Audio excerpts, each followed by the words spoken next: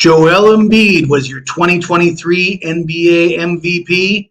He wasn't my MVP, though. I had the Joker, and I thought it was a controversial decision and a product of a disinformation campaign by the likes of Stephen A. Smith and Kendrick Perkins. But that's not what we're here to talk about today. We're going to talk about the Philadelphia 76ers at the New York Knicks, Game 1 of the Eastern Conference playoffs. Before we get into that, though, let me tell you about a promotion we have available at both Wager Talk and sportsmemo.com.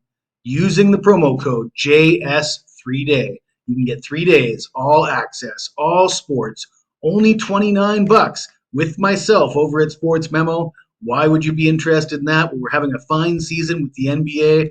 We're having a pretty good year overall. And last year in the NBA playoffs, 35-19 for a profit of 13 dimes. That was not an isolated incident. Over the last 5 years, 134-87, that's 61% winners for a profit of 36 dimes. I know you all could use an extra few dimes at the end of the NBA playoffs. And if you're interested in that, come see me at sportsmemo.com. Use that promo code and get that 3-day pass for only $29.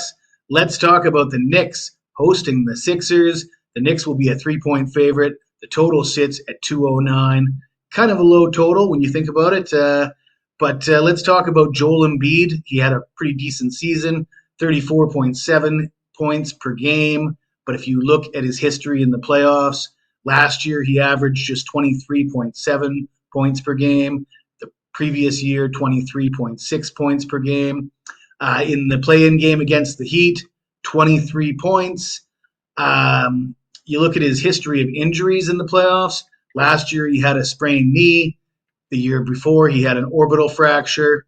Back in 2021, an MCL tear. 2019, tendonitis in his knee, and another orbital fracture in 2018. This guy's always getting hurt. He's always banged up. He has not produced in the postseason the way an MVP should, the way the Joker does.